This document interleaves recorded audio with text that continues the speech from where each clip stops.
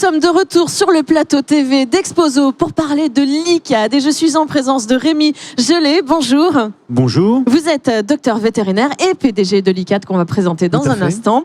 Et en face de vous, c'est Dorothée Doré. Bonjour. Bonjour. Vous êtes directrice opérationnelle et financière de l'ICAD. Alors avant de parler d'une enquête exclusive faite par Kantar TNS pour l'ICAD, eh bien, est-ce que vous pourriez nous présenter l'ICAD, ce qu'est c'est? l'ICAD est une société qui a été créée par le syndicat des vétérinaires et par la Société Centrale Canine, le Kennel Club français des chiens, qui a une mission de service public, qui a répondu à un appel d'offres de l'État. Donc, sous l'autorité du ministère de l'Agriculture, nous gérons l'ensemble des identifications des chiens et des chats. D'accord. ICAD, ça signifie identification des carnivores domestiques. D'accord, très bien. Alors, on va parler de cette étude qui a été réalisée récemment par TNS pour l'ICAD. C'est l'identification des chats et chiens en France et publiée en septembre dernier. Alors, pourquoi est-ce qu'il vous a paru intéressant de faire cette étude ? Bien, tout d'abord parce que nous n'avions pas d'éléments chiffrés, de données, sur la proportion de chiens et de chats identifiés par rapport aux non identifiés. Et puis on voulait avoir un petit peu un état des lieux, comprendre les freins et les motivations des détenteurs d'animaux par rapport à l'identification, puisqu'on sait qu'ils ne sont pas tous identifiés, comprendre pourquoi une partie de la population ne voit pas l'intérêt ou l'utilité.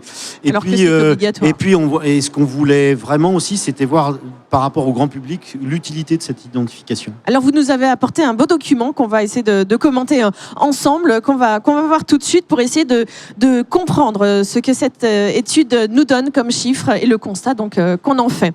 Alors dites-nous tout, comment est accueillie cette étude? Vous avez une petite télécommande, c'est Dorothée Doré donc qui va manipuler. Écoutez, en particulier les professionnels de la filière, que ce soit les éleveurs, que ce soit les gens du monde de l'animalerie, les éleveurs de chiens, les vétérinaires, l'administration, on a eu un très bon accueil parce que effectivement, ce sont des données que l'on n'avait pas auparavant sur l'ensemble de la population. Et puis, on a eu de très nombreuses retombées presse, aussi bien de la presse spécialisée que de la presse généraliste qui était intéressée par ces données. Bien sûr. Alors, quels sont les chiffres qu'on découvre là? Alors, surtout, c'est sur les propriétaires d'animaux et leur profil. Donc, la possession, en particulier des chiens, est une possession plutôt familiale et dans les catégories socio-professionnelles plus, et à dominante en zone rurale. Moins chez les retraités et chez les personnes âgées. Pour les possesseurs de chats, d'abord, ils sont plus nombreux que les possesseurs de chiens et ils sont plus représentés en zone rurale. Ce sont les dominantes majeures des résultats de l'enquête. D'accord, c'est ce que cette étude révèle donc sur les propriétaires. Voilà, et d'autre part, ensuite, on a des éléments par rapport au nombre d'animaux possédés. Donc, je rappelle, d'abord, les possesseurs de chats sont plus nombreux que les possesseurs de chiens. Donc ça, c'est une tendance très importante. Ça veut dire que la population féline dans notre société est devenue un phénomène majeur, ce qui n'était pas le cas il y a 30 ou 40 ans. Et les possesseurs de chats possèdent en moyenne 1 à 2 chats. Alors que les possesseurs de chiens, c'est plutôt un seul chien. D'accord. Voilà, donc ça c'était les chiffres les plus importants. Dorothée, j'ai oublié quelque chose? Non, il faut peut-être ajouter que on a fait cette étude aussi pour savoir si un animal est perdu. Est-ce que le fait qu'il soit identifié permet de facilement le retrouver? Et effectivement, on a démontré qu'il y avait 40% de chances en plus de retrouver son animal. Oui, bien sûr. Voilà. Donc, un des premiers constats de cette étude, c'est effectivement un animal identifié est un animal protégé. D'accord, parce que finalement, cette étude ne représente pas que des chiffres sur combien de propriétaires, combien ont-ils des chats, des chiens. C'est pas que ça, finalement. Tout à fait. L'idée, c'était d'avoir la réponse, et on souhaitait qu'elle soit positive, et elle l'a été, mais qu'effectivement, un propriétaire d'un animal identifié a beaucoup plus de chances de retrouver son animal que quelqu'un qui n'a pas identifié son animal. Alors, combien d'animaux sont identifiés en France ? Alors, on a à peu près dans la base de données aujourd'hui un peu plus de 18 millions d'animaux dans la base. Ça représente quoi en pourcentage ? 60 60% chiens, 40% chats à peu près. D'accord, ouais. Et là, on parle des animaux identifiés. Oui, donc, obligatoire. Exactement. Et donc, nous, c'est ce qu'on a voulu rechercher avec cette étude TNS, c'est-à-dire ceux qui ne sont pas identifiés et pourquoi ils ne le sont pas. Ce qui est important à souligner, c'est que la perception des gens sur l'utilité de cette identification et de l'importance que les données soient mises à jour à l'intérieur de la base, c'est un peu paradoxal. Les gens savent que la base ils ont identifié leur animal, ils savent que ICAD existe, mais ensuite, quand on leur demande est-ce que vous mettez à jour vos données, c'est-à-dire que si vous déménagez, si vous changez de numéro de téléphone, est-ce que vous le faites ? Eh bien, ils disent non. Dans une grande proportion, à 75%. Donc on voit qu'en termes de notoriété, en termes d'utilisation de la base et de l'outil que ça constitue pour vraiment être au plus près de son animal et lui donner le maximum de chance, c'est pas tout à fait encore au rendez-vous. Et c'est pour ça qu'on a besoin de le faire savoir. Bien sûr, parce que est-ce qu'ils sont bien informés finalement, les propriétaires ? Alors, il y a à peu près 3/4 des propriétaires de chiens qui savent que l'identification est obligatoire. D'accord, bon, c'est déjà pas mal, 3/4. C'est déjà pas mal. Oui. Et seulement la moitié des possesseurs de chats. Donc, effectivement, le caractère obligatoire de l'identification est encore méconnu.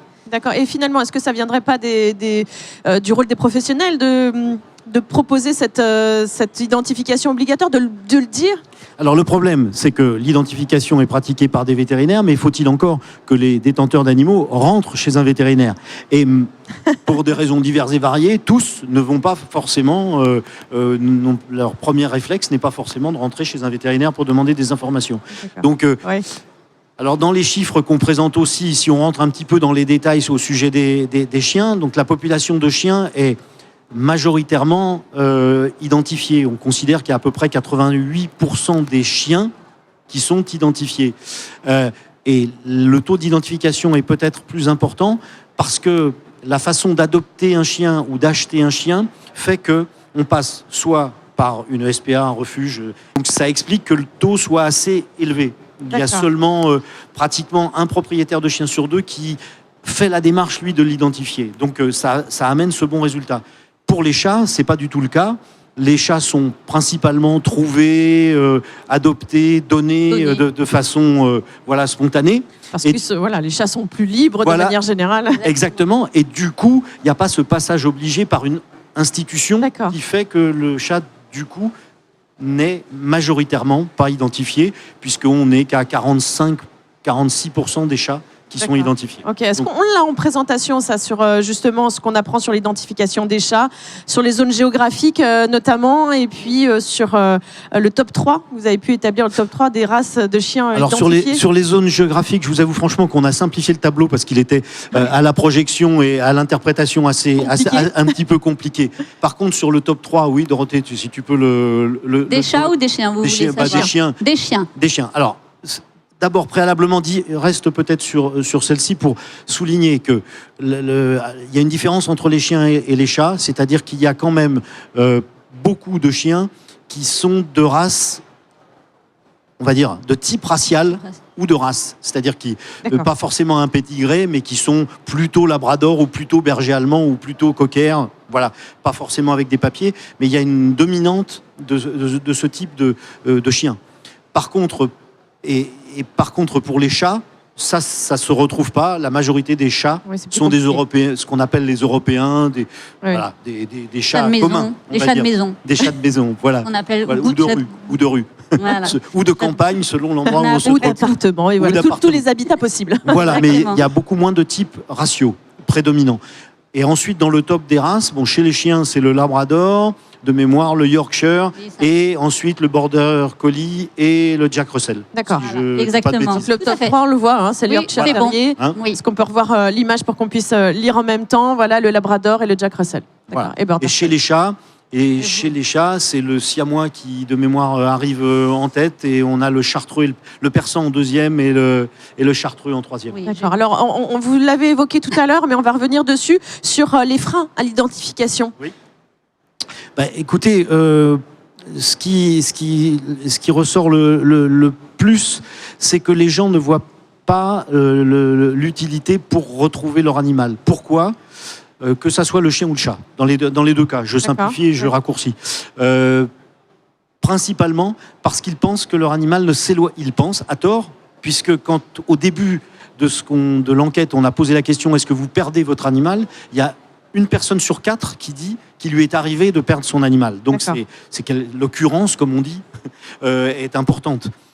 Et malgré ça, quand on leur pose la question, pourquoi vous n'identifiez pas ? Parce que mon animal, mon chien ou mon chat ne s'éloigne pas de chez moi.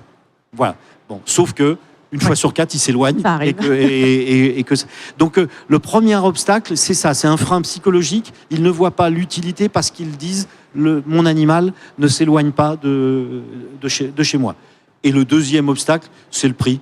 C'est que c'est une dépense supplémentaire. Quand on a un animal, il faut penser à sa santé, il faut penser au vaccin, il faut penser à lui acheter ce qu'il faut pour le nourrir, pour bien l'entretenir, la stérilisation chez le chat. Avant l'identification. C'est vrai, la stérilisation vient avant l'identification. Oui, tout à fait. Bon. Je ne sais pas si on peut effectuer un ordre finalement, parce que les deux sont importants. Alors, ils le font passer pour la stérilisation chez le chat est quelque chose que les gens perçoivent comme assez facilement indispensable. Et dans l'enquête, l'identification arrive après. D'accord. Voilà.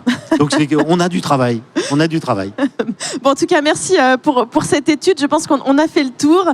Merci de nous avoir éclairé dessus. On va se retrouver dans un instant pour parler de fil à la patte que ICAD a créé, a réalisé. Mais ça, c'est dans un instant. Et puis, comme on dit dans le jargon des chats, miaou. Voilà.